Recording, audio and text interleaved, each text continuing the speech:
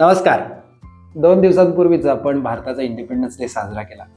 जसा देशासाठी independence day अतिशय महत्त्वाचा आहे, तसंच आपल्या आयुष्यात म्हणजे मनुष्याच्या आयुष्यात अजून 2 इंडिपेंडन्स खूप महत्त्वाचे आहेत. त्यातला एक म्हणजे फिजिकल इंडिपेंडन्स आणि दुसरा म्हणजे इमोशनल इंडिपेंडन्स.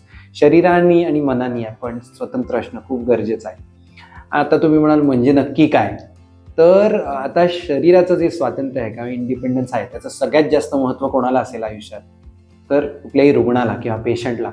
कारण जेव्हा कोणीही पेशंट असतो तेव्हा तो आजूबाजूच्या सगळ्यांवर अवलंबून असतो आणि ती स्थिती कोणालाच आवडत नसते. त्याला वाटत असतं की लवकरात लवकर आपण बरं व्हावं, इंडिपेंडंट व्हावं आणि आपलं चालतं फिरतं आयुष्य हे प्रत्येकाला हवं असतं.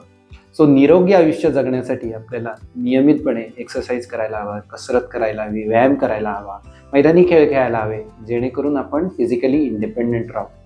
आणि त्याचबरोबर आपल्याला मनाचं स्वातंत्र्य पण खूप आवश्यक असतं. मनाने इंडिपेंडंट होणं गरजेचं असतं. आता मनाचं स्वातंत्र्य म्हणजे मला वाटेल ते करता येणं हे मनाचं स्वातंत्र्य नाही.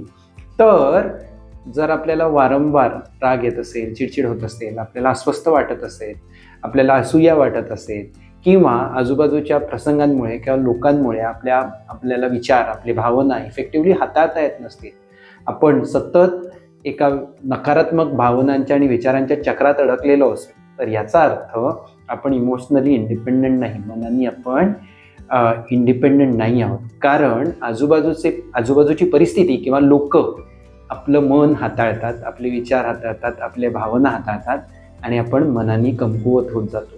आणि ह्यासाठी आपल्याला आपलं मन सुद्धा तंदुरुस्त करायला हवं, ते इंडिपेंडंट करायला हवं, जेणेकरून आपल्याला आपल्या विचार, भावना इफेक्टिव्हली हाताळता येतील आणि आपलं मन सुदृढ राहील, जेणेकरून आजूबाजूचा प्रसंग आणि लोक आपल्याला कंट्रोल करणार नाहीत किंवा त्यांच्या आहारी आपलं मन आपण देणार नाही.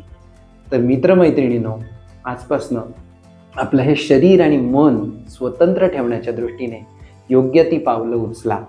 तुम्हाला ह्यात काही मदत लागली तर अनुभूतीची टीम तुमच्याबरोबर सदैव आहे. यात काय काय उपाय करता येतील याबद्दल तुम्हाला जर जाणून घ्यायचं असेल तर अनुभूती टीमला जरूर संपर्क साधा. Wish you all the best.